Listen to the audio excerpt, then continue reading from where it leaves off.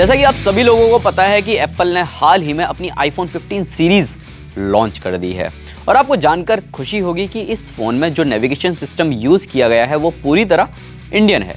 जी हाँ, एप्पल ने अपने फोन में भारत में बना इसरो का नेविगेशन सिस्टम यूज किया है और ये हर भारतीय के लिए एक गर्व की बात होनी चाहिए।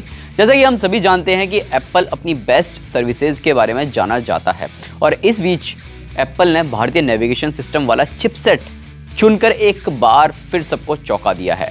देश की स्थिति, नेविगेशन और समय की आवश्यकताओं को पूरा करने के लिए इसरो ने एक क्षेत्रीय नेविगेशन उपग्रह प्रणाली स्थापित की है जिसे नेविगेशन विद इंडियन कॉन्स्टेलेशन यानी कि नाविक कहा जाता है। नाविक को पहले भारतीय क्षेत्रीय नेविगेशन सैटेलाइट सिस्टम IRNSS के रूप में जाना जाता था। नाविक को 7 सैटेलाइट के एक समूह और 24/7 चलने वाले ग्राउंड स्टेशनों के एक नेटवर्क के साथ डिजाइन किया गया है।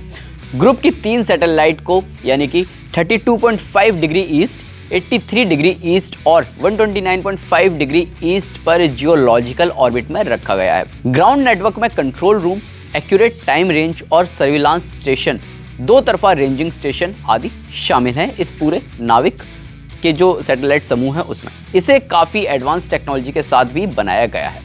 अब नाविक का कड़ा मुकाबला GPS से है, यानी कि गूगल मैप में जिस चीज़ का इस्तेमाल होता है। अब GPS और नाविक इन दोनों में ही क्या अंतर देखने को मिल रहा है, कौन ज़्यादा सटीक होगा, कौन ज़्यादा बेहतर काम करेगा, इस बारे में बात करते हैं। तो देखो, जो GPS है उसे US डिपार्टमेंट ऑफ डिफेंस ने बनाया है और नाविक को इंडियन स्पेस रिसर्च सेंटर यानी कि इसरो ने बनाया गया है।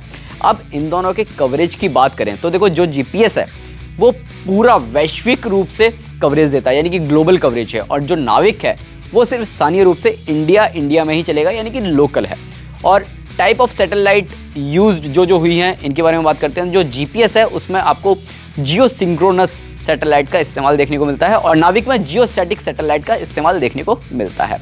गूगल मैप है उसमें जो सैटेलाइट यूज होती है वो सैटेलाइट इधर से उधर यानी कि घूमती रहती है अर्थ के चारों तरफ, और जो नाविक में सैटेलाइट यूज होंगी वो एक जगह ही टिकी रहेंगी। इसी वजह से ये लोकल बेस्ड है और स्थानीय रूप से सिर्फ और सिर्फ भारत और भारत के आसपास के क्षेत्रों में एक काम करेगा।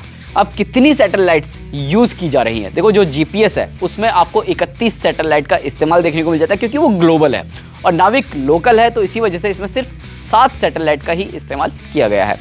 अब एक्यूरेसी की बात करें तो GPS में 20 मीटर तक की एक्यूरेसी रहती है और नाविक में 5 से 10 मीटर तक की एक्यूरेसी देखी जाएगी। देखो, जो GPS है वो ग्लोबल नेविगेशन सिस्टम में काम करता है और नाविक रीजनल नेविगेशन सिस्टम के साथ आएगा और ये सिर्फ इंडिया के लिए ही बनाया गया है और यहाँ के आसपास के एरियाज जैसे नेपाल हो गया, भूटान हो गया, यहाँ पर भी थोड़ा बहुत भी काम कर लेगा तो बहुत बड़ी बात होगी। ओवरऑल ये नाविक टेक्नोलॉजी आईफोन 15 सीरीज में आपको कैसी लगी नीचे कमेंट सेक्शन में बताएं। साथ ही अपने उन दोस्तों को भी ये वीडियो जरूर शेयर करें और उन्हें थोड़ा सा ज्ञान बांटें कि GPS जो कि गूगल मैप अभी तक काम कर रहा था, अब उसी को टक्कर देने एक नई टेक्नोलॉजी इंडियन मार्केट में आ रही है। वीडियो पसंद आया तो लाइक करें, शेयर करें, फॉलो करना, सब्सक्राइब करना ना भूलें।